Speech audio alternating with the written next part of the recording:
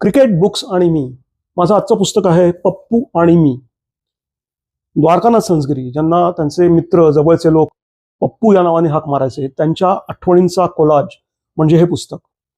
संझगिरी सरांना जाऊन आता साधारण वर्ष पूर्ण होईल, पण त्यांच्या वाढदिवसाचं औचित्य साधून 15 नोव्हेंबर 2025ला संझगिरी कुटुंबियांनी आणि उद्वेली बुक्स, जी ठाण्याची प्रकाशन संस्था आहे, त्यांनी या पुस्तकाची निर्मिती केली आहे.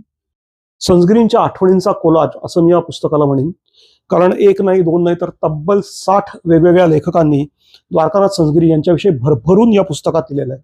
आणि ही नावं पण एकाहून एक सरस आहेत. म्हणजे त्याच्यामध्ये अजित तेंडुलकर आहेत, दिलीप प्रभावळकर आहेत, विनायक दळवी आहेत, प्रवीण आमरे आहेत, राजीव खांडेकर, मुरलीधर मोहोळ, संजय राऊत, विजय लोकापल्ली, हर्षा भोगले, हेमंत कर्णिक, अशी एकाहून एक ग्रेट नावं तुम्हाला या पुस्तकामध्ये दिसतील. आणि माझ्यासाठी एक आनंदाची आणि अभिमानाची गोष्ट म्हणजे माझ्याही एका आर्टिकलचा समावेश या पुस्तकामध्ये केला गेलेला आहे. माझाही संझगिरी सरांबरोबर थोडा काही संपर्क होता.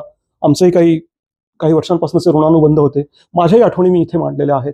त्याचबरोबर माझे काही मित्र पण आहेत, ज्यांची आर्टिकल्स तुम्हाला या पुस्तकात दिसतील. त्याच्यामध्ये अनिल नवरंगे आहेत, नितीन मुजुमदार, निमिष पाडगावकर, राजेश आजगावकर, मयुरेश कोन्नूर, विजय साळवी, अश्विन बापट, अशी वेगवेगळ्या क्षेत्रातली मंडळी आहेत, मित्र आहेत, की ज्यांच्या संझगिरींच्या आठवणी पप्पू आणि मी या पुस्तकात तुम्हाला सापडतील. या जन्मावर या जगण्यावर शतदा प्रेम करावे असं मंगेश्वर पाडगावकरांनी लिहून ठेवलेलं आहे.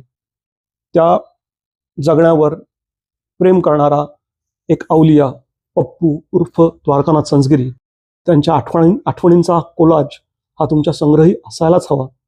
पप्पू आणि मी. धन्यवाद.